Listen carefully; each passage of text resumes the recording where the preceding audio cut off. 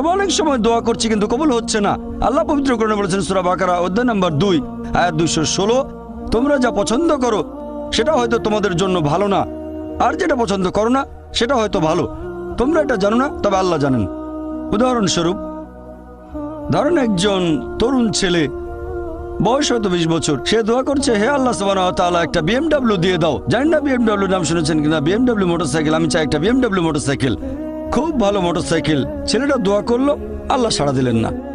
হয়তো আল্লাহ জানেন যে আল্লাহ যদি তাকে মোটরসাইকেল দিতেন, সে অ্যাক্সিডেন্ট করতো, পা ভেঙে ফ্র্যাকচার হতো, পঙ্গু হয়ে পড়ে থাকতো। তাহলে এখানে আল্লাহ সুবহানাহু ওয়া তাআলা তার ডাকে সাড়া দিয়েছেন সাড়া না দেওয়ার মাধ্যমে।